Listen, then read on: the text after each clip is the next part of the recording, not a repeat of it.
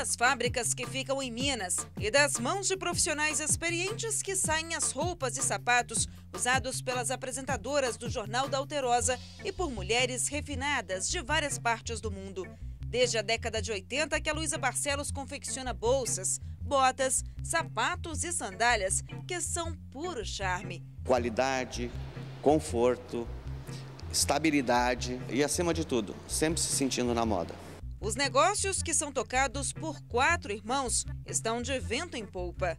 O ofício passado de geração em geração é uma das principais características das marcas que hoje vestem as apresentadoras do Jornal da Alterosa, com terninhos que nunca saem de moda ou com vestidos que deixam as jornalistas ainda mais elegantes e modernas. Aqui nesta loja, por exemplo, os 3 filhos dão continuidade ao trabalho da mãe, Mabel Magalhães. A gente conseguiu continuar, melhorar, começamos a exportar, abrimos loja e foi um desafio muito grande e realmente valioso para nós todos. Let's go!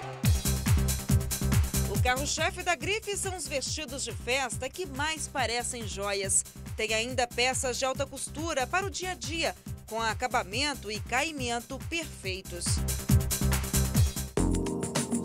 A família unida também faz a Maracujá ter cada vez mais reconhecimento no mercado.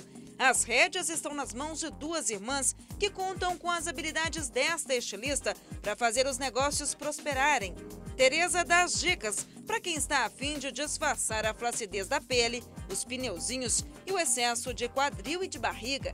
Se forem bem escolhidos, modelagens, tecidos e estampas podem ajudar. A nossa roupa aqui tende a valorizar a beleza e a qualidade dessa mulher um pouco mais madura e esconder essas imperfeições, fazendo com que ela fique bastante mais confortável. Confortável nas passarelas e fora delas.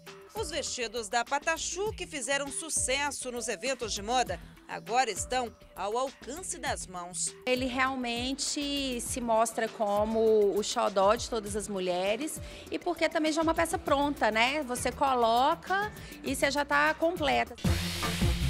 E pode acreditar, no país tropical, o couro também tem a sua vez. Há 28 anos, ele é a principal matéria-prima das peças produzidas pela Bela Pele, ideia da Soraya, que juntamente com a irmã elaboram roupas exclusivas. Essa coleção a gente fez um couro vazado. Esse ano, como estava uma tendência forte de ondas, de mar e tal, a gente fez esse perfuro como se fossem ondas. Exemplos de que a mistura família e negócios pode resultar em muito sucesso.